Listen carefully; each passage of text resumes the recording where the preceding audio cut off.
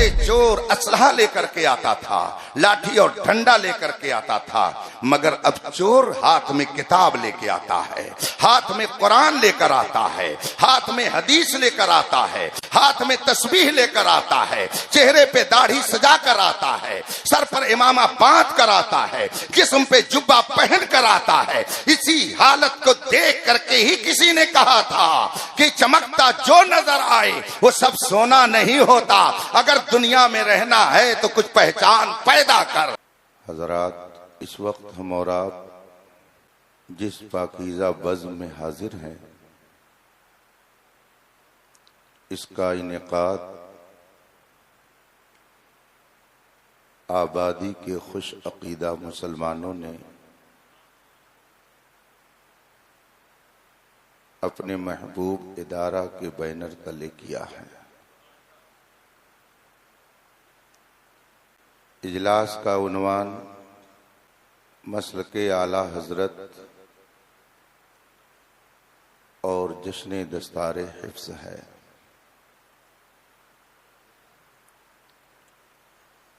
گویا یہ جلسہ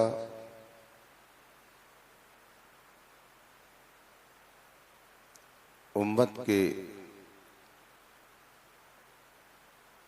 ان خوش نصیب افراد کے سر پر دستار باندھنے کے لیے منعقد ہے جنہوں نے اپنے سینے میں قرآن کریم کو محفوظ کیا۔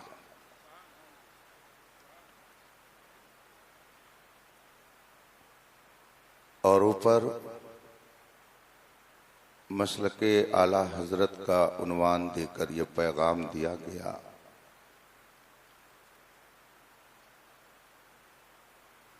کہ قوم کے یہ بچے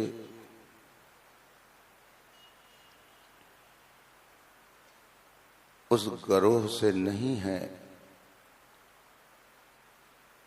جن کے بارے میں حدیث پاک میں فرمایا گیا ربا تال القرآن والقرآن یلعنہ۔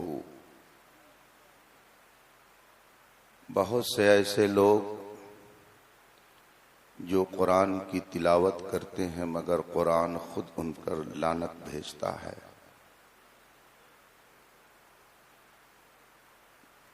اراکین جلسہ نے اپنے بارے میں بڑی وضاحت کے ساتھ پوسٹر کی پیشانی کا جھومر مسلک اعلیٰ حضرت بنا کر یہ بتا دیا کہ ہم اس جماعت سے ہیں کہ جب قرآن پڑھتے ہیں تو رحمت الہی کا نزول ہوتا ہے۔ میں مبارکبادی پیش کرتا ہوں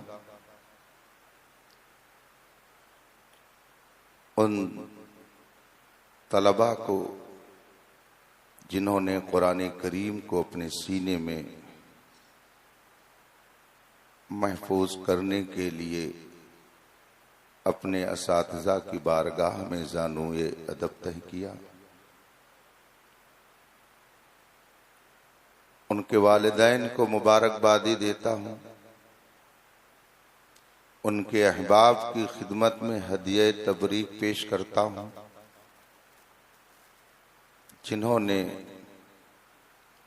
اپنے لخت جگر کو خود سے دور کر کے علم دین کے حصول میں مصروف کیا۔ رب کائنات انہیں بھی قرآن کریم کی برکتوں سے مالا مال فرمائے۔ اسٹیج اہل علم سے منور ہے اور پنڈال شوق و ذوق رکھنے والے شیدائیوں سے بھرا ہوا ہے۔ اس حقیر فقیر کے حوالے سے جو کچھ بھی ہمارے کرم فرما ارشاد فرماتے ہیں میں ان کے سارے کلمات خیر کو بریلی کا فیضان سمجھتا ہوں۔ جب تک بکے نہ تھے تو کوئی پوچھتا نہ تھا، اس نے ہمیں خرید کے انمول کر دیا۔ ابھی میرے بعد آپ جماعت کی اس گھنگرد آواز سے محظوظ ہوں گے جو درسگاہ، مکتب، ادارہ سے لے کر سیاست کے ایوان تک اپنی بات کو سلیقے سے رکھنے کا خوب ہنر جانتا ہے۔ تھوڑی دیر کے لیے میں بھی آپ کے درمیان ہوں۔ ان حضرات کی نوازش کہ مجھے یاد کیا، ابھی 2 روز قبل جمعہ مبارکہ کو رات میں 1:30 سے 2 بجے کے بیچ اسی راستے سے گزر ہوا، جمدہ شاہی پہنچا اور آج پھر ایک طویل سفر کر کے آپ کے درمیان ہوں۔ ہمیں دعویٰ نہیں، تنہا نباہی دوستی ہم نے، ہمیں دعویٰ نہیں، تنہا نباہی دوستی ہم نے، محبت کو سنبھالا ہے کبھی تم نے کبھی ہم نے۔ تھوڑی دیر آپ مجھے برداشت کریں۔ میری محبت اور میری قدر لوگوں کے دل میں اتنی ہوگی، اس کا احساس مجھے پہلے نہیں تھا، لیکن عظمت صحابہ پر کیچڑ اچھالنے والوں کے لیے جب میدان میں آدمی اترتا ہے، اسلاف کی عظمت کے تحفظ کے لیے جب کوشش کرتا ہے، تو رب قدیر خود اس کی عظمت کو لوگوں کے دلوں میں پیدا فرما دیتا ہے۔ اعلیٰ حضرت فرماتے ہیں، نکیرین کرتے ہیں تعظیم میری، نکیرین کرتے ہیں تعظیم میری، فدا ہو کے ان پہ یہ عزت ملی ہے۔ آئیے مصطفیٰ جان رحمت سرور کائنات، فخر موجودات، نبی مکرم شفیع معظم صلی اللہ علیہ وآلہ وصحبہ وسلم کی بارگاہ ناز میں درود و سلام کا نذران عقیدت پیش کریں اور پڑھیں۔ اللہم صل علی سیدنا و مولانا محمد معدل الجود والکرم و آلہ الکرام اجمعین۔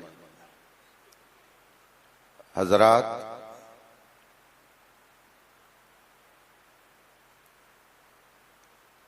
رب کا کرم ہے کہ اس نے ہمیں اور آپ کو اشرف المخلوقات بنایا۔ شرافت، کرامت، بزرگی اس نے ہمیں فطرتاً عطا فرمائی۔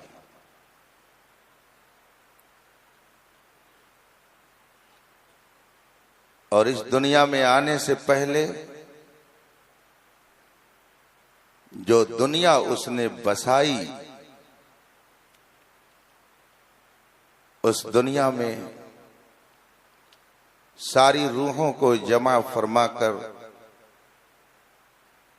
اپنی ربوبیت کا اقرار کرایا۔ عالم ارواح میں صرف ہمیں نہیں تھے جو اس وقت اس کی ربوبیت کا انکار کر رہے، وہ بھی تھے۔ عالم ارواح میں رب کائنات نے ایک سوال کیا، अलस्तु बिरब्बिकुम, क्या मैं तुम्हारा रब नहीं हूं? कालू बला, सारी रूहों ने कहा क्यों नहीं, बेशक तू हमारा परवरदिगार है। लेकिन सवाल ये होता है कि रूहों को कैसे पता चल गया कि वो परवरदिगार है? ये इल्म रूहों को कहां से आ गया? कैसे उन्हें इल्म हुआ कि जो हमसे अहद व पैमान करा रहा है वही हमारा परवरदिगार है?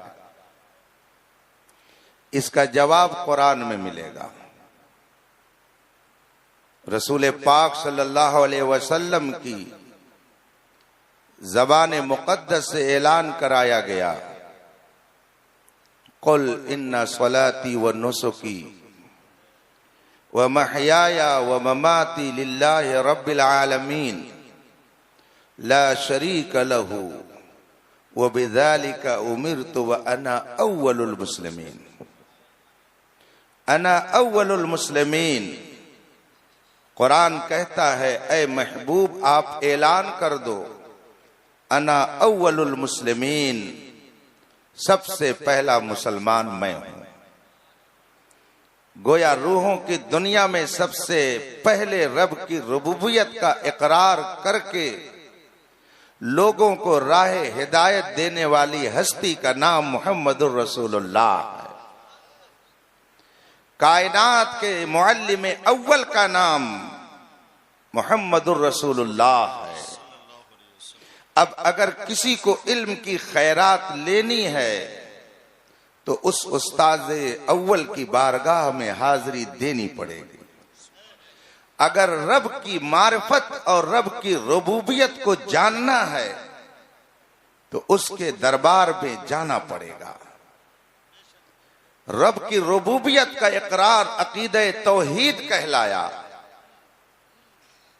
और उस मुअल्लिम की बारगाह में पहुंच करके उसको तस्लीम करके वहां से खैरात लेना और उसे खुदा का बरगुज़ीदा पैगंबर मान लेना अकीदे रिसालत कहलाया। इस्लाम की बुनियाद में ये दो अकीदे खिश्ते अव्वल की हैसियत रखते हैं। एक अकीदे तौहीद है और एक अकीदे रिसालत है। अकीदे तौहीद के बगैर इंसान साहिब ईमान नहीं हो सकता। अकीदे तौहीद यह है कि एक हस्ती है जो हमेशा से है और हमेशा रहेगी। ला शरीक लहू, उसका कोई शरीक नहीं है। ला सहीमा लहू वला नजीर लहू वला वजीर लहू वला जिद्द लहू वला निद्द लहू।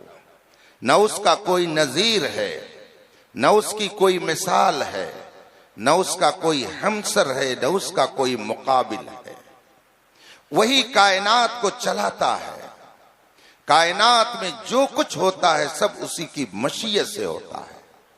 मा तशाऊन इल्ला अन यशा अल्लाह रब्बुल आलमीन, तुम कुछ नहीं चाहते बस वही जो खुदा चाहता है। फ़अालुल लिमा युरीद, वही जो चाहता है करता है। यफ़अलु मा यशा, वो जो चाहे करे, उससे कोई मुआखजा नहीं कर सकता। वही कायनात में सब कुछ करता है। इसीलिए गौसे आजम, इमामुल आरिफीन, आलिम रब्बानी, महबूब सुबहानी हजरत सैयदना शेख अब्दुल कादिर जिलानी उद्दिसा सिर्रुर रब्बानी ने इरशाद फरमाया, ऐ इंसान अपने वक्त को तीन चीजों में जाये मत कर। अपने कीमती वक्त को तीन चीजों में लगा के बर्बाद मत कर, इसलिए कि वक्त तुझे बहुत कीमती हैसियत से जानना चाहिए। वक्त बहुत ही कीमती शय है, इसे जाये मत कर। गौसे आजम फरमाते हैं कि जो चीज खत्म हो गई جو تجھ سے چھوٹ گئی، جو فوت ہو گئی، جو چلی گئی، اس کو یاد کر کر کے افسوس میں مت بیٹھ اور وقت کو ضائع مت کر، وہ آنے والی نہیں ہے۔ فرماتے ہیں کہ اے انسان، اپنا تعلق لوگوں سے بڑھا مت، اس لیے کہ لوگوں سے اگر تعلق بڑھائے گا اور خدا سے تعلق نہیں رکھے گا، یہ تعلق تمہارے کام نہیں آئے گا۔ یوم یفر المرء من اخیہ، قیامت کے دن بھائی اپنے بھائی سے بھاگے گا، بیٹا بیٹی اپنے ماں اپنے باپ سے بھاگیں گے، یہ سب ایک دوسرے سے جدا ہو جائیں گے۔ غوث پاک رضی اللہ تعالیٰ عنہ فرماتے ہیں کہ لوگوں میں اپنے تعلقات کو بنانے میں اپنے وقت کو ضائع مت کر، خدا سے تعلق مضبوط کر، یہی تعلق کام آئے گا۔ آگے فرماتے ہیں کہ اپنے وقت کو فی ارضاء جمیل خلق، ساری مخلوق کو خوش کرنے میں ضائع مت کر، اس لیے کہ ساری مخلوق کو تو خوش نہیں کر سکتا ہے، اس لیے اسے خوش کر جس نے تجھے خوشی دی ہے، اسے خوش کر جو تمہیں خوشی عطا کرتا ہے، اسے خوش کر جو تمہیں ہر مصیبت میں سہارا دیتا ہے، اس سے تعلق پیدا کر جو تمہیں ہر مصیبت میں کام آنے کے لیے تمہارے سر پر رحمتوں کی بارش کرتا ہے، اس سے تعلق پیدا کر جس کی مرضی سے تو آیا ہے، اس سے تعلق پیدا کر جس کی مرضی سے تو جائے گا۔ ہمارا نوجوان کہتا ہے، علماء 1400 سال پرانی بات بیان کرتے ہیں، دنیا کہاں سے کہاں چلی گئی، یہ 1400 سال پرانی ہی باتیں کہتے ہیں۔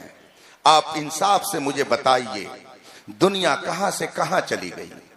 فرعون کہاں چلا گیا؟ نمرود کہاں چلا گیا؟ شداد کہاں چلا گیا؟ قارون کہاں چلا گیا؟ ابو جہل کہاں چلا گیا؟ یہ سب اسی زمین میں مٹ گئے اور ان کا کوئی وجود باقی نہیں، مگر مصطفیٰ کے وفادار غوث اعظم کل بھی زندہ تھے، آج بھی زندہ ہیں۔ خواجہ غریب نواز کل بھی زندہ تھے، آج بھی زندہ ہیں۔ مخدوم اشرف کل بھی زندہ تھے، آج بھی زندہ ہیں۔ سیدنا سالار مسعود غازی کل بھی زندہ تھے، آج بھی زندہ ہیں۔ امام احمد رضا کل بھی زندہ تھے، آج بھی زندہ ہیں۔ حضرت یحییٰ منیری کل بھی زندہ تھے، آج بھی زندہ ہیں۔ تاج الشریعہ کل بھی زندہ تھے اور آج بھی زندہ ہیں۔ آپ کہتے ہو دنیا کہاں سے کہاں چلی گئی، میں کہتا ہوں نہ گورے سکندر ہے نہ قبر دارا، مٹے نامیوں کے نشاں کیسے کیسے، جن کے محلوں میں ہزاروں رنگ کے فانوس تھے، جھاڑ ان کی قبر میں ہے اور نشاں کچھ بھی نہیں، جن کی آمد کی صدا سے گونجتے تھے آسماں، گورے بغلی کی جھپٹ میں پہلواں کچھ بھی نہیں۔ 4 دن کی چاندنی ہے پھر اندھیری رات ہے، یہ تیرا حسن و شباب ہے نوجوان کچھ بھی نہیں۔ تو کہتا ہے دنیا کہاں سے کہاں چلی گئی، حضرت لوگ 1400 سال پرانی ہی بات کہتے ہیں۔ اس موقع پر مجھے ایک عالمی مبلغ، جسے مبلغ اسلام خلیفہ اعلی حضرت علامہ عبدالعلیم میرٹھی صدیقی نور اللہ مرقدہ کے نام سے دنیا جانتی ہے، یہ اعلی حضرت کے شاگرد ہیں، ان کے تلمیذ رشید ہیں، اعلی حضرت کے خلیفہ ہیں، اور روایت کے مطابق تقریباً 30 زبانوں میں تقریر فرماتے تھے، اور ان کی تقریر سے تقریباً 70,000 لوگوں نے دامن اسلام سے وابستگی اختیار فرمائی تھی۔ یہ فرماتے ہیں اپنے ایک خطاب میں، لوگ کہتے ہیں آگے بڑھو تو ترقی کرو گے، آگے چلو تو تجھے عزت ملے گی۔ علامہ میرٹھی فرماتے ہیں میں کہتا ہوں پیچھے چلو، پیچھے چلو، پیچھے چلو اور پیچھے چلو، اور 1400 سال پیچھے چلے جاؤ اور مصطفیٰ کے صحابہ کے نقش قدم پر چلنے لگو تو تم بھی کہو گے کہ دشت تو دشت ہیں، دریا بھی نہ چھوڑے ہم نے، بحر ظلمات میں دوڑا دیے گھوڑے ہم نے، تم بھی کہو گے اور تمہیں بھی لوگ بتائیں گے کہ محمد سے وفا تو نے تو ہم تیرے ہیں، یہ جہاں چیز ہے کیا لوح و قلم تیرے ہیں۔ سبحان اللہ سبحان اللہ سبحان اللہ سبحان اللہ۔ واہ واہ۔ اسلام کے بنیادی عقائد میں عقید توحید سب پر مقدم ہے، اور اس کے بعد عقید رسالت ہے کہ اللہ نے 1,00,000 کم و بیش 2,24,000 انبیاء کرام اس دنیا میں بھیجا، اور آخری نبی ہمارے آپ کے آقا و مولا ساری کائنات کے پیغمبر حضرت محمد مصطفیٰ صلی اللہ علیہ وسلم کو اللہ نے اس دنیا میں بھیجا۔ اب قیامت تک کوئی نبی نہیں آ سکتا، قیامت تک کوئی نیا رسول نہیں آ سکتا۔ اب سکہ چلے گا تو محمد عربی کا چلے گا، اگر ذکر عام ہوگا تو محمد عربی کا ہوگا، اور اگر کوئی مٹانا چاہے تو 1400 سال کی تاریخ بتا رہی ہے کہ مٹ گئے، مٹتے ہیں، مٹ جائیں گے آدھا تیرے، نہ مٹا ہے نہ مٹے گا کبھی چرچا تیرا۔ اور جو جتنا ہی مٹانے کے لیے آگے بڑھے گا، امام احمد رضا کی زبان میں ہم کہیں گے عرش پہ تازہ چھیڑ چھاڑ، فرش پہ ترفا دھوم دھام، کان جدھر لگائیے تیری ہی داستان ہے، وہی دھوم اب بھی ہے ماشاء اللہ، مٹ گئے آپ مٹانے والے۔ عقید رسالت اور عقید توحید یہ اسلام کے بنیادی عقائد ہیں۔ اس کو میں نے اس لیے ذکر کیا کہ حضرت علامہ بلیاوی صاحب سے آپ سنیں گے کہ اس وقت دنیا بھر میں ان دونوں اہم عقیدوں پر حملہ کرنے کے لیے نہ جانے کتنی دشمن طاقتیں میدان میں اتری ہوئی ہیں، عقید توحید کو برباد کرنے کے لیے نہ جانے کتنے دشمنان اسلام نے کمر ہمت کس لی ہے۔ اس کے نتیجے میں ہزاروں نوجوان روزانہ ہزاروں نوجوان اپنے عقیدہ اور ایمان کو برباد کر رہے ہیں۔ آپ اٹھا کر کے حالات کا جائزہ لیجئے، آپ پڑھیے تو آپ کو معلوم ہوگا کہ اس وقت پوری دنیا میں قادیانیت اور اس کے علاوہ جتنی باطل طاقتیں ہیں ان سب نے سر جوڑ کر کے یہ طے کر لیا ہے کہ امت مسلمہ کو تہس نہس کرنے کے لیے آخری دم تک ہماری کوشش جاری رہے گی۔ چنانچہ انہوں نے کالج کے بچوں کو، یونیورسٹی میں پڑھنے والے طلبہ کو اس طرح سے ورغلانا شروع کر دیا ہے کہ اس وقت اگر سروے کیا جائے تو روز آنا نہ جانے کتنے مسلمان نوجوان کفر کی دہلیز پر پہنچ جا رہے ہیں۔ صدق رسول اللہ صلی اللہ علیہ وسلم، رسول پاک نے سچ فرمایا کہ انسان پر ایک ایسا وقت آئے گا، مسلمانوں پر ایسے حالات آئیں گے، یمسی الرجل مؤمنا ویصبح کافرا، آدمی شام کو ایمان والا ہوگا اور صبح ہوتے ہوتے وہ بے ایمان ہو جائے گا، صبح کو مسلمان رہے گا اور شام ہوتے ہوتے وہ بے ایمان ہو جائے گا۔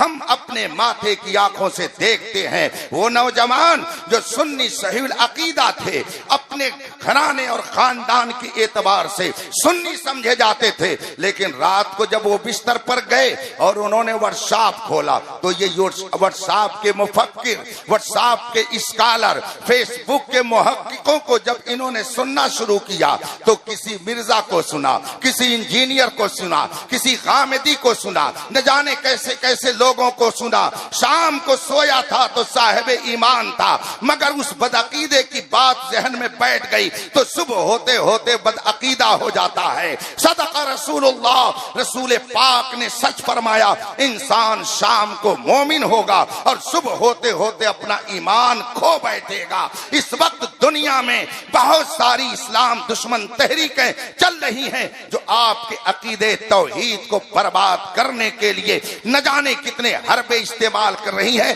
ایک چھوٹا سا واقعہ آپ مجھ سے سنیے تو آپ کو اندازہ ہوگا کہ کس طریقے سے عقیدے توحید پر کلہاڑی چلانے کی کوشش کی جا رہی ہے۔ مجھ سے ایک صاحب نے کہا کہ میں نے اپنی بچی کا ایڈمیشن ایک میڈیکل کالج میں کرا دیا اور میں نے وہاں ساری ضرورتوں کے سامان فراہم کر دیے، فیس جمع کر دی۔ میری بچی وہاں پڑھنے کے لیے گئی۔ ایک ہفتے کے بعد اس نے مجھے فون کیا اور کہا کہ ابو میں یہاں نہیں پڑھ سکتی ہوں۔ میں نے کہا کیوں نہیں پڑھ سکتی ہو؟ کہا جب آپ ملیں گے تب میں یہ بتاؤں گا۔ ہفتہ، 2 ہفتہ، 3 ہفتہ، 1 مہینہ گزر گیا۔ اس کے بعد مجھ کو اس نے بہت ہی زیادہ مجبور کیا، تو پھر میں اس یونیورسٹی میں گیا، اس کالج میں گیا اور میں نے جا کر کے اپنی بچی سے معلوم کیا اور اس سے میں نے پوچھا کہ آخر تو اس جگہ پڑھنے کے لیے کیوں نہیں تیار ہے؟ کہا آپ مجھے یہاں سے نکال لے چلیں، اس کے بعد میں کسی اور جگہ میرا ایڈمیشن کرائیں، داخلہ کرائیں۔ کہا ٹھیک ہے۔ چنانچہ ڈاکٹر صاحب اپنی بچی کو گھر لے کر واپس آ گئے اور پھر انہوں نے جامعہ ملیہ میں لے جا کر کے اپنی بچی کا ایڈمیشن کرایا۔ انہوں نے مجھ سے بتایا کہ بچی نے مجھے گھر آ کر کے بتایا کہ جہاں پر ہم پڑھنے کے لیے جاتے تھے، جس کلاس میں ہمیں درس دیا جاتا تھا، اس کلاس کا سسٹم ایسا رکھا گیا تھا کہ کوئی طالب علم، کوئی اسٹوڈنٹ اگر کلاس میں داخل ہو تو سامنے ایک مجسمہ رہتا، اس مجسمے کو جب تک سلامی نہیں دے لیتے اس وقت تک آگے بڑھنے کی اجازت نہیں تھی۔ اس کو سلامی دے کر کے آگے بڑھتا تب اسے کلاس میں بیٹھنے کی اجازت تھی۔ میری بچی نے بتایا کہ ہم پر خدا کا احسان ہے کہ ہم عقیدے توحید کے ماننے والے ہیں، اس لیے ہم نے یہ گوارا کر لیا کہ یہاں سے چلے جائیں گے، لیکن ہمیں یہ گوارا نہیں ہے کہ ہم رب کے علاوہ کسی اور کو معبود بنائیں اور کسی اور کی پرستش کریں۔ میری بچی نے اس لیے اس کالج سے تعلیم کو چھوڑ دیا۔ اگر اس بچی کے گھر کے اندر دینداری نہیں ہوتی، اس گھر کے بچے اور اس کا باپ اگر دیندار نہ ہوتا، علماء سے اس کا تعلق نہ ہوتا، تو بتائیے بچی کا عقیدہ خراب ہو جاتا کہ نہیں ہو جاتا؟ جگہ جگہ کے تجھے تھک چکے ہیں ہنگامے، نشاط لذت خواب گراں بدل ڈالو، غلط روی سے منازل کا بود بڑھتا ہے، مسافروں روش کارواں بدل ڈالو۔ عقیدے توحید پر شب خون مارنے کے لیے، حملہ کرنے کے لیے نہ جانے کتنی تنظیمیں کام کر رہی ہیں۔ اسی لیے امام احمد رضا نے آج سے 100 سال پہلے متنبع کرتے ہوئے فرمایا تھا، سونا جنگل رات اندھیری چھائی بدلی کالی ہے، سونے والوں جاگتے رہیو، جاگتے رہیو، چوروں کی رکھوالی ہے۔ پہلے چور کٹا لے کے آتا تھا، پہلے چور کٹاری لے کے آتا تھا، پہلے چور فرسا اور تلوار لے کر آتا تھا، پہلے چور اسلحہ لے کر کے آتا تھا، لاٹھی اور ڈنڈا لے کر کے آتا تھا، مگر اب چور ہاتھ میں کتاب لے کے آتا ہے، ہاتھ میں قرآن لے کر آتا ہے، ہاتھ میں حدیث لے کر آتا ہے، ہاتھ میں تسبیح لے کر آتا ہے، چہرے پہ داڑھی سجا کر آتا ہے، سر پر امامہ باندھ کر آتا ہے، جسم پہ جبہ پہن کر آتا ہے۔ اسی حالت کو دیکھ کر کے ہی کسی نے کہا تھا کہ چمکتا جو نظر آئے وہ سب سونا نہیں ہوتا، اگر دنیا میں رہنا ہے تو کچھ پہچان پیدا کر۔ ہر کلمہ طیبہ پڑھنے والا موحد نہیں ہوتا ہے۔ مجھے ایک جملہ ایک صاحب کا یاد آ گیا، انہوں نے مجھ سے کہا کہ ایک صاحب تقریر کر رہے تھے اور عقیدے توحید کو لوگوں کے درمیان رکھ رہے تھے، اور اس میں انہوں نے کہا خدا جو چاہے وہی ہوگا، اس کی چاہت کے خلاف کچھ نہیں ہو سکتا۔ لوگوں نے کہا ہاں صحیح کہہ رہے ہیں۔ اب جناب نے آگے کیا کہا کہ مجھے بتاؤ کہ جب خدا ہی کے چاہنے سے سب ہوتا ہے تو اگر خدا چاہے کہ فلاں کے بیٹا نہ ہو اور خواجہ صاحب چاہیں کہ ہو تو بتائیے بیٹا ہوگا؟ ظاہر سی بات ہے آپ یہی کہیں گے کہ نہیں ہوگا، اس لیے کہ خدا کے چاہنے سے ہوتا ہے۔ اور میں نے بھی یہی عرض کیا کہ خدا کے چاہنے ہی سے سب کچھ ہوتا ہے، مگر اب اس نے کس طریقے سے گھپلا کرنا شروع کیا، بلکہ سیاسی زبان میں عقیدے میں گھوٹالا شروع کیا، اور اس نے کہا کہ اگر خواجہ صاحب چاہیں کہ یہ کام ہو جائے اور خدا چاہے کہ نہ ہو تو بتائیے وہ کام ہوگا؟ آپ بھی کہیں گے کہ نہیں ہوگا۔ جو ہی انہوں نے مجھ سے یہ بات کہی میں نے کہا اس نے اپنی خباثت قوم قوم میں داخل کرنے کی کوشش کی ہے اور لوگوں کو گمراہ کرنے کے لیے ایک ہتھ کنڈا اس نے استعمال کیا، اس لیے کہ خواجہ غریب نواز اللہ کے محبوب ہے، خواجہ غریب نواز اللہ کے فرما بردار ہے۔ محبوب اپنے مرکز عقیدت کے خلاف چاہتا ہی نہیں ہے۔ آپ یہ جو کہہ رہے ہو کہ خواجہ صاحب چاہیں اور خدا نہ چاہے تو بتائیے وہ کام ہوگا؟ میں نے کہا خواجہ صاحب وہ چاہیں گے ہی نہیں جو خدا نہ چاہے، خواجہ صاحب وہی چاہتے ہیں جو خدا چاہتا ہے، تبھی تو وہ خدا کے محبوب بن گئے۔ نعرہ تکبیر، نعرہ رسالت، مسلک اعلی حضرت علامہ مفتی اختر حسین صاحب قبلہ، سبحان اللہ۔ اب آپ بتائیے، ایک جملے میں اس نے کتنے لوگوں کو گمراہ کرنا چاہا، لیکن رضا والوں کے سامنے سب کا نشانہ تھوڑی چل سکتا ہے۔ یہ رضا کے نیزے کی مار ہے کہ عدو کے سینے میں غار ہے، کسے چارہ جوئی کا وار ہے کہ یہ وار وار سے۔ ابھی 3-4 ہفتہ پہلے میں مشاہدات اس لیے رکھ رہا ہوں تاکہ اپنے نوجوانوں کو میں مطمئن کر سکوں، اور آخری بات جو میں کہنا چاہوں گا یہ سب اس کے لیے گویا ایک تمہید ہے۔ ابھی چند ہفتہ قبل میرے پاس ایک فون آیا، گھنٹی ختم ہوئی، میں نے فون اٹھا لیا، میں نے اس سے پوچھا کون، اس نے سلام کیا، میں نے جواب دیا، اس نے کہا میں راجستھان سے بول رہا ہوں۔ ہم نے کہا کیسے فون کیا؟ کہا مجھے ایک مسئلہ پوچھنا ہے۔ میں نے کہا کیا مسئلہ آپ کو پوچھنا ہے؟ کہا کہ یہ بتائیے مزاروں پہ کیوں جایا جاتا ہے؟ یہی اس کا سوال تھا، مزاروں پہ کیوں جایا جاتا ہے؟ تو ہم نے اس سے پوچھا کہ آپ کرتے کیا ہو، آپ پڑھے کتنا ہیں؟ اس نے کہا کہ میں نے ہائی اسکول کیا ہے اور اس وقت میں جاب میں ہوں، ایٹا میں جاب میں لگا ہوں، اور میں نے ہائی اسکول تک تعلیم حاصل کی ہے، میرا گھر راجستھان ہے۔ میں نے کہا سنیے، ہم آخر بزرگوں کے مزاروں پہ کیوں جاتے ہیں؟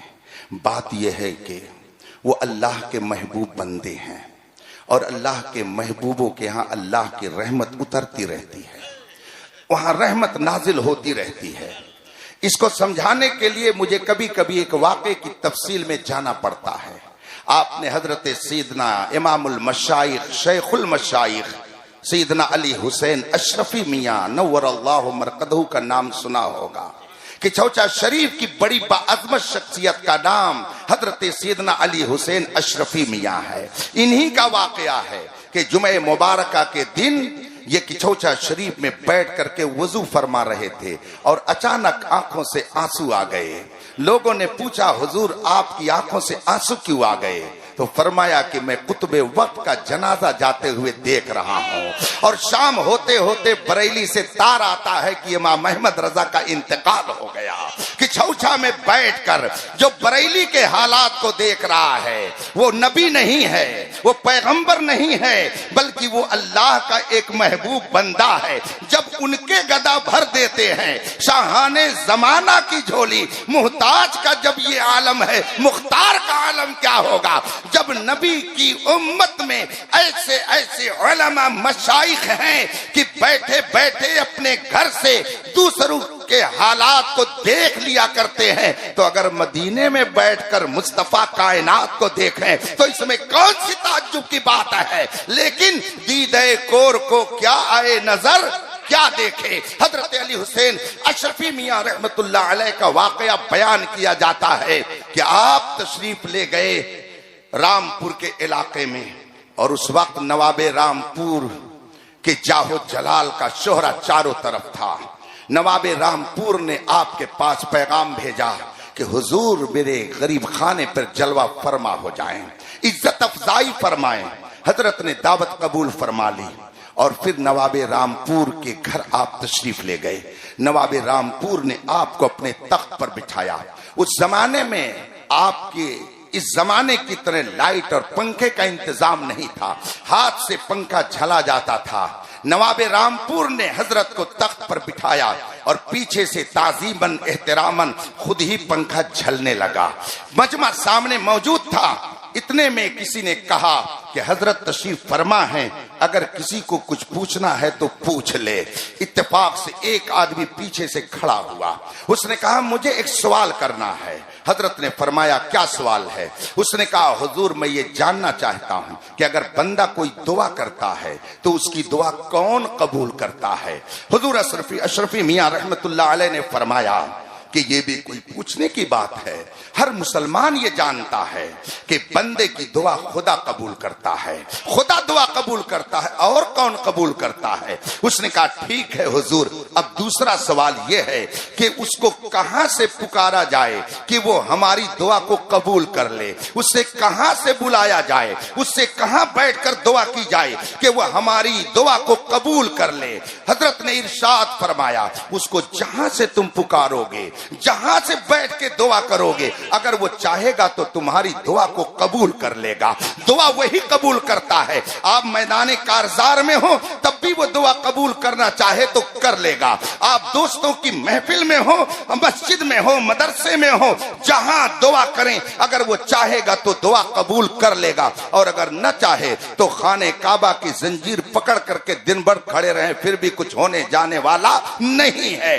دعا خدا قبول کرتا ہے، اور جہاں سے چاہے وہ بندہ اسے پکارے اگر وہ چاہے گا تو دعا قبول کر لے گا۔ کہا حضور یہ بھی بات سمجھ میں آ گئی، مگر ایک تیسرا سوال اور رہ گیا۔ کہا کیا ہے؟ کہا حضور آپ نے بتایا دعا خدا قبول کرتا ہے، آپ نے یہ بھی بتایا کہ اسے جہاں سے پکارا جائے اور جہاں سے اس سے دعا کی جائے اگر وہ چاہے گا تو دعا کو قبول کر لے گا۔ حضور دونوں باتیں سمجھ میں آ گئی، مگر تیسرا سوال یہ ہے کہ جب وہی دعا قبول کرتا ہے اور جہاں سے اسے پکارا جائے اگر وہ چاہے گا تو دعا قبول کر لے گا، حضور تب آپ کیوں کہتے ہیں کسی پریشان زدہ کو، مصیبت زدہ کو، آپ کے پاس اگر کوئی آصیب زدہ آتا ہے تو آپ کہتے ہیں کہ چھوچا چلے جاؤ، اور اگر کسی کو اولاد کی ضرورت ہوتی ہے تو آپ کہتے ہیں اجمیر چلے جاؤ، اور اگر کسی کو بیماری سے شفا لینی ہے، کوڑ کا مرض اس کا ٹھیک ہونا ہے تو اس کو آپ کہتے ہیں کہ اس کو لے کر کے بہرائچ چلے جاؤ۔ جب دعا خدا قبول کرتا ہے تو کیوں آپ بہرائچ بھیجتے ہیں، کیوں کچھوچا بھیجتے ہیں، کیوں اجمیر بھیجتے ہیں؟ حضرت نے فرمایا ٹھیک ہے تمہارا سوال صحیح ہے۔ بات تو سمجھ میں آ رہی نا آپ لوگوں کے؟ ہم بھی آپ ہی کے درمیان کے ہیں، نہ آپ انگلینڈ سے ہم توران سے ہیں، ہم دونوں کے دونوں ہندوستان ہی سے ہیں۔ اگر آپ میری گفتگو کو سنجیدگی سے تھوڑی دیر اور سماعت کر لیں گے تو میں سمجھوں گا میرا آنا وصول ہو گیا۔ آپ نے فرمایا بے شک خدا دعا قبول کرتا ہے، اور جہاں سے پکارا جائے وہ اگر چاہے گا تو دعا قبول کر لے گا۔ اب آپ نے اس سے فرمایا آؤ قریب آ جاؤ۔ اقبال صاحب آ رہے ہیں، آئیے قریب آ جائیے، آپ بھی آ جائیے، چلیے قریب آ جائیے تاکہ آپ کو بلیابی صاحب کا فیض مل جائے، اور عوام ابھی اپنا فیض جیب سے نکال کر آپ کے درمیان رکھے گی۔ آئیے تشریف لے آئیے، ادھر سے آ جائیے، درود شریف پڑھیے آپ حضرات، اپنی جگہ بیٹھ جائیے۔ اللہم صلی علی سیدنا و مولانا محمد معدن الجود والکرم و آلہ الکرام اجمعین۔ حضرت نے فرمایا قریب آ جاؤ۔ اب وہاں سے اٹھا آپ کے پاس قرب میں آ کر بیٹھ گیا۔ حضرت نے خاموشی اختیار فرمائی، اسے کوئی جواب نہیں دیا۔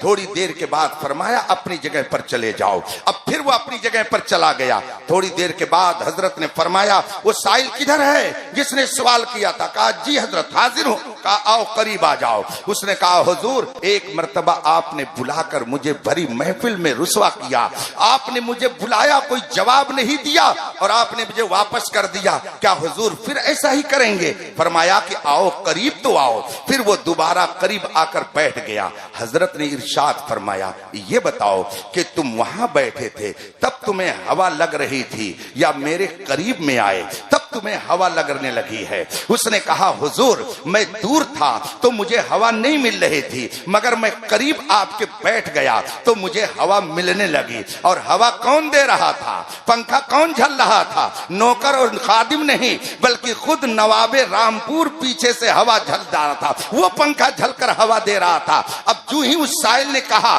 حضور میں وہاں تھا تو مجھے ہوا نہیں مل رہی تھی، میں آپ سے قریب ہوا تو مجھے ہوا ملنے لگی۔ حضرت نے نواب رامپور کی طرف اشارہ کرتے ہوئے فرمایا نواب صاحب آپ مجھے ہوا دے رہے ہیں یا اسے ہوا دے رہے ہیں؟ وہ آپ نے جو ہی یہ سوال کیا، نواب رامپور کہتا ہے حضور اس کی کیا حیثیت ہے کہ میں اس کو پنکھے جھلوں، اس جیسے تو نہ جانے کتنے میرے یہاں خود ہی نوکر چاکر ہیں، سرکار میں تو آپ کو پنکھا جھل رہا ہوں۔ حضور اشرفی میاں رحمت اللہ علیہ نے فرمایا سن، تو وہاں تھا تو تجھے پنکھے کی ہوا نہیں مل رہی تھی، تو میرے قریب آیا تو تجھے پنکھے کی ہوا ملنے لگی، حالانکہ نواب تجھے پنکھے کی ہوا نہیں دے رہا ہے، وہ تو مجھے دے رہا ہے، مگر تو میرے قریب آ گیا تو تجھ کو بھی ہوا مل گئی۔ سن، ہم خواجہ کے ہاں کیوں بھیجتے ہیں؟ اس لیے کہ خواجہ محبوب بارگاہ الہی ہے، خواجہ کا دربار وہ ہے جہاں پر رحمتوں کا ہر دم نزول ہوتا ہے، تجلیات کی بارش ہوتی ہے، انوار الہی وہاں جھما جھم برستے ہیں، اور ہم یہ بھی جانتے ہیں کہ یہ عوام ان کی زبان میں وہ تاثیر نہیں ہے، ان کے کردار میں وہ پاکیزگی نہیں ہے، ان کی گفتار میں وہ تقدس نہیں ہے، یہ اس قابل نہیں ہے کہ فوراً ان پر رحمت الہی متوجہ ہو جائے۔ ہم خواجہ کے ہاں اس لیے بھیج دیتے ہیں کہ وہاں جو رحمتوں کی جھما جھم بارش ہو رہی ہے یہ بھی قریب میں پہنچ جائیں گے، اس بارش سے انہیں بھی حصہ مل جائے گا۔ سبحان اللہ سبحان یہ تو بات آ گئی برسبیل تذکرہ۔ اس نوجوان نے مجھ سے کہا کہ مزار پہ کیوں جاتے ہیں؟ میں نے کہا کہ وہ اللہ کے بہت نیک بندے ہیں، اس لیے ہم ان کے ہاں جاتے ہیں اور اپنی عرضی ان کی خدمت میں پیش کرتے ہیں تاکہ وہ رب کی بارگاہ میں عرض کریں اور ہماری بات جلدی قبول ہو جائے۔ اس کے بعد وہ کہتا کیا ہے، وہ جملہ میں سنانا چاہتا ہوں اپنے نوجوانوں کو، اور یہ بتانا چاہتا ہوں کہ یہ تحریک کہاں سے آ رہی ہے، یہ نظریہ کہاں سے آ رہا ہے، ہمارے نوجوانوں میں یہ سوچ کہاں سے آ رہی ہے۔ وہ فوراً مجھ سے کہتا ہے کہ اگر خواجہ صاحب نیک ہیں تو ہم بھی تو نیک ہیں، ہمیں وہاں جانے کی ضرورت کیا ہے؟ نبی سے بھی برابری کرنے والے پیدا ہوئے، ولی سے بھی برابری کرنے والے پیدا ہوئے، اور جس کو استنجا کرنے کا شعور نہیں وہ اپنے آپ کو خواجہ کے برابر کہہ رہا ہے۔ یہ نظریہ کہاں سے آیا؟ یہ تحریک کون سی ہے جو ہمارے نوجوانوں کو نبیوں کے شانہ بشانہ کھڑا کر کے ان کی برابری کا ذہن دے رہی ہے؟ یہ تحریک کہاں سے چل رہی ہے جو اپنے آپ کو خواجہ غریب نواز کے برابر نوجوانوں کو ذہن دے رہی ہے؟ ایسے تم بھی ہو، وہاں جانے کی ضرورت کیا ہے؟ کچھ تو ہے جس کی پردہ داری ہے، یوں کوئی بے وفا نہیں ہوتا۔ آج لوگ کہتے ہیں فلسطین جل رہا ہے، فلاں جگہ یہ ہو رہا ہے، یہ جلا کون رہا ہے، کٹا کون رہا ہے، لوگوں کو مروا کون رہا ہے؟ تاریخ اٹھا کر کے دیکھیے فلسطین کو تو معلوم ہوگا۔ میں بہت ہی صفائی سے چند جملوں میں اپنی بات عرض کر دیتا ہوں۔ سب تباہی کی ذمہ داری آل سعود کے سر جاتی ہے جسے وہابیت کہا جاتا ہے۔ یہ میں نہیں کہتا، یہ پوری تاریخ کہہ رہی ہے۔ اٹھا کر کے نیٹ پر جا کر کے آپ دیکھیے تو آپ کو معلوم ہوگا ہندوستان میں نرسمہا راؤ کے زمانے سے پہلے اسرائیل کو ملک نہیں تسلیم کیا جاتا تھا۔ ہندوستان میں اسرائیلی ایمبیسی نہیں کھلی تھی۔ سن 1948 میں جب پنڈت جواہر لال نہرو ہندوستان کے وزیر اعظم کی کرسی پر براجمان تھے، آل سعود برطانیہ کا ایک وفد ہندوستان آیا اور کہا کہ اسرائیل کو ملک تسلیم کر لیا جائے۔ پنڈت جواہر لال نہرو نے کہا ہمیں معلوم ہے کہ فلسطین عربوں کا ہے، اسرائیل کا اس پر کوئی حق نہیں ہے، ہم اسے ملک نہیں تسلیم کر سکتے، آپ ہمارے ہاں مہمان بن کر آئے ہیں رہیے، مگر ہم اس پر ہم معاہدے پر دستخط نہیں کر سکتے۔ ہم جانتے ہیں کہ فلسطین عربوں کا ہے، اسرائیل اور یہودیوں کا وہاں کوئی حق نہیں ہے۔ یہ وہاں ہندوستان سے وہ ڈیلیگیٹ، وہ وفد واپس چلا گیا، مگر پنڈت جواہر لال نہرو نے اس معاہدے پہ دستخط نہیں کیا۔ کیا وہ کلمہ پڑھنے والا تھا؟ کیا وہ مسلمان تھا؟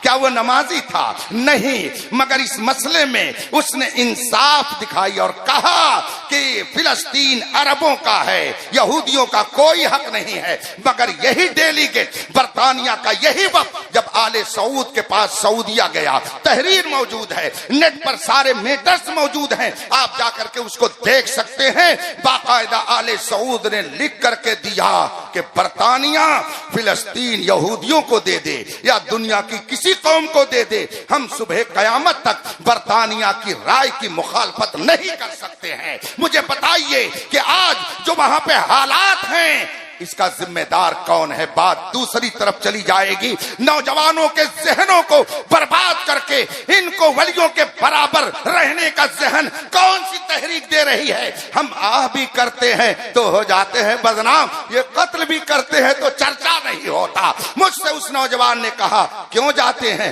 جب میں نے یہ جملہ کہا اس نے کہا نیک تو ہم بھی ہیں، تو اگر نیک ہونے کی بنیاد پر وہاں جایا جاتا ہے تو ہم کو جانے کی ضرورت کیا ہے؟ وہ بھی نیک ہے، ہم بھی نیک ہے۔ میں نے مناظرانہ انداز میں اس سے گفتگو شروع کر دی۔ ہم نے کہا آپ نے علم دین کتنا پڑھا ہے؟ اس نے کہا کہ میں علم دین تو نہیں حاصل کیا ہوں، ہائی اسکول تک میں نے پڑھا ہے۔ میں نے کہا آپ کو معلوم ہے اللہ کے رسول صلی اللہ علیہ وسلم نے ارشاد فرمایا طلب العلم فریضہ علی کل مسلم، ہر ایمان والے پر خواہ مرد ہو خواہ عورت ہو علم دین حاصل کرنا فرض ہے۔ تو آپ نے پہلا فرض چھوڑا، جو تارک فرض ہو وہ فاسق مولن ہوتا ہے، وہ بھلا نیک کہاں ہو سکتا ہے؟ آپ تو بنیاد ہی اپنی ڈھا کے بیٹھے ہو، کیسے خواجہ سے مقابلے کا آپ نے تصور کر لیا؟ آپ فون رکھیے، آئیے کبھی تب میں آپ کا دماغ صحیح کر دوں گا۔ آپ نے کہا ہے کہ میں نے صرف ہائی اسکول پڑھا ہے، دین کی کوئی تعلیم نہیں ہے۔ جو دینی تعلیم نہ حاصل کرے وہ فرض کا تارک ہے، جو فرض کا تارک ہے وہ نیک کیسے ہو سکتا ہے؟ اس کو تو نیکی کے راستے پر چلنے کا شعور بھی نہیں آ سکتا۔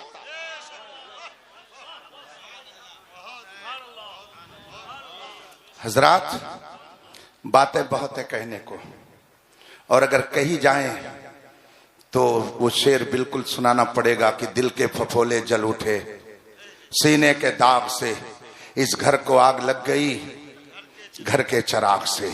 جبہ و صافہ میں قرآن و حدیث لے کر عقید توحید کو توحید کے نام پر برباد کرنے کے لیے اندرونی تحریک بھی ہے، بیرونی تحریک بھی ہے، اور پھر عقید رسالت کی طرف چلیے تو اس کو ختم کرنے کے لیے، اس عقیدے کو برباد کرنے کے لیے تو ہندوستان میں تحریک جتنی زور سے چلی تھی، اگر امام احمد رضا ہندوستان میں نہ پیدا ہوا ہوتا تو اس تحریک نے گاؤں کے گاؤں کو رسول کا گستاخ بنا دیا ہوتا۔ میں نے ایک موقع پر چند علماء کے درمیان یہ بات رکھی، کیا وجہ ہے؟ ہند کے علاوہ دوسرے ممالک میں بھی بڑے بڑے علماء تھے، بڑے بڑے مشائخ تھے، بڑے بڑے پیران طریقت تھے، بڑے بڑے دانشور تھے، مگر وہاں پورا کا پورا ملک، پوری کی پوری آبادی، پورا کا پورا شہر بدعقیدہ ہو گیا۔ مگر ہندوستان میں ایسا نہیں ہو سکا۔ نکالی سینکڑوں نہریں کہ پانی کچھ تو کم ہوگا، مگر پھر بھی میرے دریا کی طغیانی نہیں جاتی۔ اہل سنت کے نام پر خواجہ کے دربار میں دیکھو تو جم غفیر دکھائی دیتا ہے، امام احمد رضا کی تربت پر جائیے تو لاکھوں کی بھیڑ نظر آتی ہے، سیدنا سالار مسعود قاضی کے ہاں جائیے، محبوب الہی کے ہاں جائیے، قطب الدین بختیار کاکی کے ہاں جائیے، حضرت مخدوم پاک کے ہاں جائیے۔ روکنے والے روک رہے ہیں مگر رکنے کا نام نہیں لیا جا رہا ہے، بلکہ وہ بباگے دوہل کہتے ہیں کہ تم لاکھ روکو مگر یاد رکھو تم جل جاؤ گے، مر جاؤ گے، سڑ جاؤ گے، مگر ہمارا جانا محبوبوں کے دیار میں بند نہیں کر سکتے ہو۔ آخر یہ ماحول کیسے باقی ہے؟ میں نے یہ سوال کیا کہ اور بھی تو ملک میں علماء تھے، دوسرے ممالک میں بڑے بڑے مشائخ تھے، آپ تاریخ پڑھیے تو آپ کو معلوم ہوگا۔ میں نے ان سے کہا کیا وجہ ہے؟ ہزار تحریکیں چلائی گئی، کوشش کی گئی، اندر اور باہر سے نہ جانے کتنے پیتڑے بدلے گئے، مگر اس کے باوجود الحمدللہ ہندوستان کی سنیت آج بھی ٹناٹن بولتی نظر آتی ہے، اکثریت میں پائی جاتی ہے۔ اس کی وجہ کیا ہے؟ تو کسی نے کہا یہ وجہ ہو سکتی ہے، کسی نے کہا یہ وجہ ہو سکتی ہے۔ اس میں ایک دیدور عالم بیٹھے ہوئے تھے، تجربے کار تھے، انہوں نے فرمایا کہ سنیے بات یہ ہے، اور ملکوں میں عالم تھے مگر وہاں کوئی احمد رضا نہیں تھا، ہندوستان میں احمد رضا تھا، اس لیے ہندوستانی مسلمانوں کے ایمان کی حفاظت ہو گئے. اسی لیے دنیا کہہ رہی ہے ڈال دی قلب میں عظمت مصطفیٰ سیدی اعلی حضرت پہ لاکھ. اور جب اس نے تحفظ عظمت رسالت کی تحریک چلائی، تحفظ عظمت صحابہ، تحفظ عظمت اہل بیت، تحفظ علماء دین کی تحریک چلائی، تو اس کا نتیجہ کیا ہوا؟ مصطفیٰ جان رحمت نے ایسا کرم فرمایا، ایسا کرم فرمایا کہ مخالفین سر پٹک پٹک کر کے مر گئے، مرتے بھی جا رہے ہیں، مگر امام احمد رضا کا حال کیا ہے؟ سب ان سے جلنے والوں کے گل ہو گئے چراغ، احمد رضا کی شمع فروزہ ہے. سبحان اللہ سبحان اللہ سبحان. بات آ گئی. ہمارے بلیاوی صاحب بھی بیٹھے ہیں، بات کی تائید ہو جائے گی. بات میں باتیں نکلتی جا رہی ہیں. مجھے ابھی صبح کلاس میں جمدہ شاہی پہنچنا ہے. مجھ سے آپ جھارکھنڈ جو ایک عظیم ادارہ اپنے اندر رکھتا ہے جسے فیض العلوم کہا جاتا ہے، جو رئیس القلم علامہ ارشد القادری علیہ رحمت و رضوان کی عظیم یادگار ہے، اس کے منصب شیخ الحدیث پر فائز ہونے والی شخصیت حضرت مولانا مفتی عابد حسین صاحب مصباحی ہے. انہوں نے مجھ سے خود بیان کیا کہ بریلی سے کیا عقیدت تھی علامہ ارشد القادری کی، اسے ذرا سن لیجئے. میں نے کہا سنائیے. داستان محبت ہے، اسے تو ہم بہت ہی شوق سے سنتے ہیں، بہت ہی شوق سے ہم داستان عشق و وفا کو سنتے ہیں. کہا ایک موقع پر علامہ ارشد القادری علیہ رحمت و رضوان نے دعوت دی خانوادہ رضویہ کے چشم و چراغ حضرت علامہ سبطین رضا خان صاحب علیہ رحمت و رضوان کو، اور پھر وہ جلسے میں جلوہ فرما ہوئے. علامہ ارشد القادری رحمت اللہ علیہ کہیں باہر تشریف لے گئے تھے اور وہاں سے آ رہے تھے. فون کر کے مجھ سے فرمایا کہ آپ نے قیام گاہ علماء کی کہاں کہاں رکھی ہے. میں نے تفصیل بتا دی اور اس کے بعد میں انہوں نے خاص کر نام لے کر کے پوچھا علامہ سبطین رضا کی قیام گاہ کہاں ہے. علامہ عابد صاحب نے فرمایا کہ میں نے آپ کے کمرے میں، جو ادارے میں آپ کا کمرہ جہاں آپ پڑھاتے ہیں بیٹھتے ہیں، وہاں میں نے ان کی قیام گاہ رکھی ہے. کہا نہیں، جہاں میرے بچے رہتے ہیں، جہاں میری فیملی رہتی ہے، وہاں جو میرا مخصوص حجرہ ہے اس کو سجا دیا جائے، وہاں بستر لگا دیا جائے اور علامہ سبطین رضا کو وہاں پر قیام کرایا جائے. ان کی قیام گاہ میرا وہ حجرہ رہے گی. کہا اچھا. کہا ٹھیک ہے، لیکن حضرت سب انتظام ہو گیا ہے. کہا ٹھیک ہے، لیکن ان کی قیام گاہ تو میرا وہ کمرہ ہوگا جہاں میرے بچے بھی میرے ساتھ رہتے ہیں. اور پھر کیا جملہ ارشاد فرماتے ہیں، رئیس القلم فرماتے ہیں مولانا سنو، اعلیٰ حضرت کے خانوادے پر رسول پاک کی خصوصی عنایت ہے. میں یہ چاہتا ہوں کہ علامہ سبطین رضا کے ذریعہ وہ رسول پاک کی خصوصی عنایت بریلی کے واسطے سے میرے گھر میں بھی آ جائے. سبحان اللہ سبحان اللہ. واہ واہ واہ. جب محبتوں کا چراغ دل میں یوں جلتا ہے تو وہ سفیر اسلام بن کر کائنات کے افق پر چھا کر کے رئیس القلم کہلاتا ہے، حافظ ملت کی یادگار کہلاتا ہے. عقیدہ رسالت کو برباد کرنے کے لیے جب ہندوستان میں تحریک چلائی گئی، امام احمد رضا نے 1000 کتاب لکھ کر ایسا وار کیا ہے اور دشمنان اسلام کی زبان کو اس طرح سے کاٹا ہے کہ آج تک وہ بلبلا رہے ہیں اور آج تک امام احمد رضا کو نہ جانے کن کن الفاظ سے یاد کر رہے ہیں. مگر امام احمد رضا کی عظمت کا سکہ جیسے کل چل رہا تھا آج بھی چل رہا ہے اور انشاءاللہ صبح قیامت تک چلتا رہے گا. آپ کہیں گے کہ مولانا یہ کون سی تحریک تھی؟ میں نام نہیں لوں گا اس لیے کہ نام لے کر کے اپنی زبان کو میں خراب نہیں کروں گا. کچھ لوگ کہتے ہیں کہ اگر خنزیر کا نام لے لیا جائے تو زبان 40 دن تک ناپاک رہتی ہے. حالانکہ یہ مسئلہ صحیح نہیں ہے، یہ مسئلہ غلط ہے، لیکن لوگوں میں مشہور ہے. تو ایسے ہی کچھ لوگ ہوتے ہیں جن کا نام لینا میں اپنے تئیں بہت ہی غلط سمجھتا ہوں. مگر ایک تحریک تھی اس زمانے میں جو رسول پاک کے ایک ایک وصف کا انکار کرنے کے لیے گاؤں گاؤں گھوم رہی تھی. رسول پاک نے فرمایا کہ ہر نبی اپنی قبر میں زندہ ہے، مگر لوگوں کے ذہن میں ایک تحریک یہ بات بیٹھا رہی تھی کہ نبی تو مر کر مٹی میں مل گئے، اب وہ تمہاری کیا مدد کر سکتے ہیں۔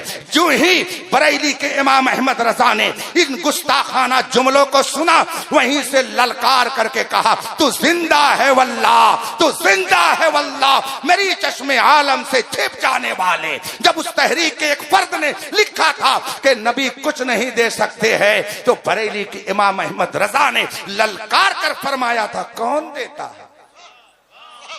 دینے کو منہ چاہیے، دینے والا ہے سچا۔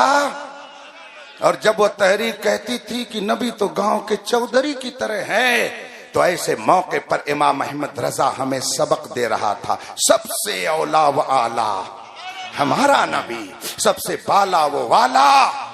جب وہ تحریک کہہ رہی تھی کہ بس ان کو بڑے بھائی کی طرح مانو، تب اعلی حضرت ہم کو سکھا رہے تھے اللہ کی سرتابہ قدم شان ہے، یہ انسان نہیں، انسان وہ انسان ہیں، یہ قرآن تو ایمان بتاتا ہے انہیں، ایمان یہ کہتا ہے میری جان ہے یہ۔ جب وہ تحریک کہہ رہی تھی یا رسول اللہ مت کہو یہ شرک ہے، تب امام احمد رضا ہم کو سکھا رہا تھا غیظ میں جل جائیں بے دینوں کے دل، یا رسول اللہ کی کثرت کیجئے۔ جب کہنے والا یہ کہہ رہا تھا کہ نبی کا میلاد منانا بدعت ہے، شرک ہے، تو امام احمد رضا للکار کر کہہ رہا تھا مثل فارس زلزلے ہوں نجد میں ذکر آیات ولادت کیجئے۔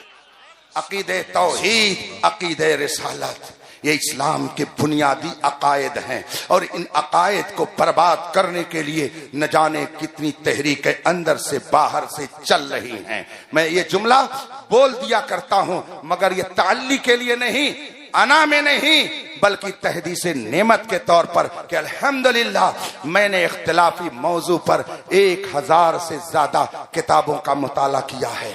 قادیانیت کو ڈائریکٹ بلا واسطہ ان کی کتابوں کے ذریعہ میں نے پڑھا ہے، وہابیت کو ان کی کتابوں کے ذریعہ میں نے پڑھا ہے، صلح کلیت کو میں نے پڑھا ہے، وہابیت دیوبندیت کو میں نے پڑھا ہے، رافضیت کو میں نے پڑھا ہے، تفصیلیت کو میں نے پڑھا ہے۔ ان موضوعات پر 1000 سے زیادہ کتابوں کا میں نے الحمدللہ مطالعہ کیا ہے۔ علامہ بلیاوی صاحب، اور ہو سکتا ہے یہاں بھی بہت سارے حضرات ہوں جنہوں نے دارالعلوم علیمیہ کی لائبریری کو دیکھا ہو، تقریباً 40,000 کتابیں دارالعلوم علیمیہ کی لائبریری میں موجود ہیں، جہاں پر ہمیشہ لوگوں کی تحقیق کے لیے دروازے کھلے رہتے ہیں۔ یہ مجمع جتنا بیٹھا ہوا ہے اتنی بڑی وہاں کی لائبریری ہے جس میں یہ پورا مجمع آ جائے گا۔ 40,000 سے زیادہ کتابیں علیمیہ کی لائبریری میں موجود ہیں۔ الحمدللہ میں کتابوں کا مطالعہ کرتا رہتا ہوں۔ میں آپ سے تو نہیں مگر ان طلبہ سے جو آج فارغ ہو رہے ہیں ان سے کہوں گا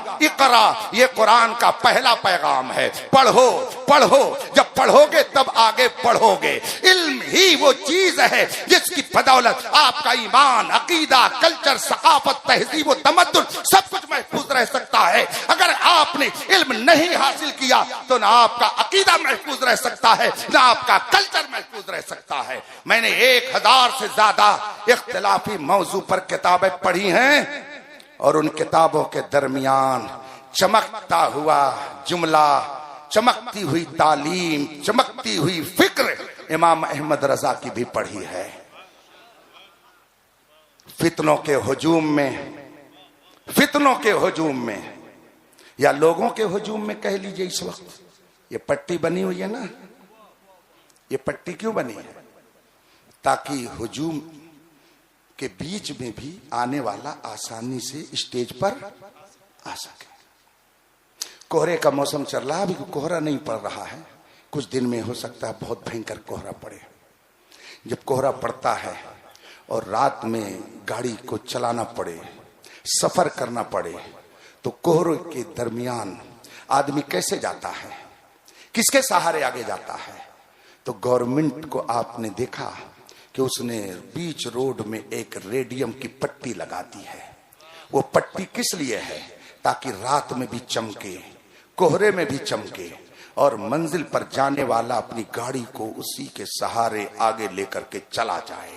اگر وہ داہنے جائے گا تو ڈیوائیڈر سے ٹکرائے گا، اور بائیں جائے گا تو گڈھے میں جائے گا، اور اگر ریڈیم کی چمکتی ہوئی لکیر کو دیکھتے ہوئے آگے بڑھے گا تو اپنے گھر تک آسانی سے پہنچ جائے گا۔ اللہ تربتوں پر رحمت و نور کی بارش فرمائے۔ ہمارے علماء نے فتنوں کے ہجوم میں ایک شاندار پٹی کو دیکھا، ایک شاندار پٹی کو لگا دیا، جسے کہ فتنوں کے ہجوم میں آپ اس کوہرے میں اگر منزل مقصود تک جانا چاہیں تو گورنمنٹ نے آپ کی گاڑی اور آپ کی جان کی سیفٹی کے لیے، حفاظت کے لیے ایک شاندار پٹی ریڈیم کی لگا دی، وہ رات میں بھی چمکتی ہے۔ یوں ہی بلا تشبیہ سمجھانے کے لیے ہمارے بزرگوں نے دیکھا کہ فتنے بہت بھینکر ہیں، جبے میں فتنے، صافے میں فتنے، قرآن کو لے کر کے فتنہ، حدیث کا نام لے کر کے فتنہ۔ ان فتنوں سے ہم قوم کو کیسے بچائیں؟ جان کی حفاظت کے لیے گورنمنٹ نے ریڈیم کی پٹی لگائی، ہمارے علماء نے آپ کے ایمان کی حفاظت کے لیے ایک شاندار پٹی لگائی جسے مسلک اعلی حضرت کہا جاتا ہے۔ اسی پر چلتے رہیے گا، انشاءاللہ منزل مقصود تک پہنچ جائیے گا۔ مسلک اعلی حضرت آپ کے عقیدے توحید کی حفاظت کا ذمہ دار ہے۔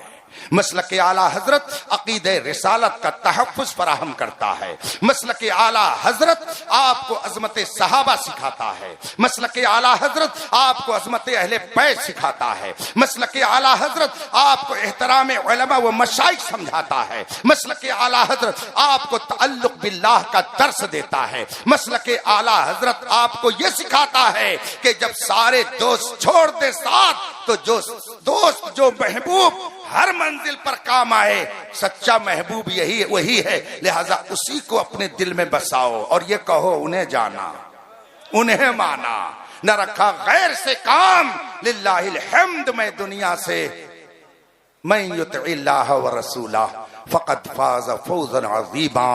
جس نے خدا اور رسول کی سچی فرما برداری کی وہ ایک کلاس کا کامیاب انسان بن جائے گا۔ وآخر دعوانا ان الحمدللہ رب العالمین۔ السلام علیکم۔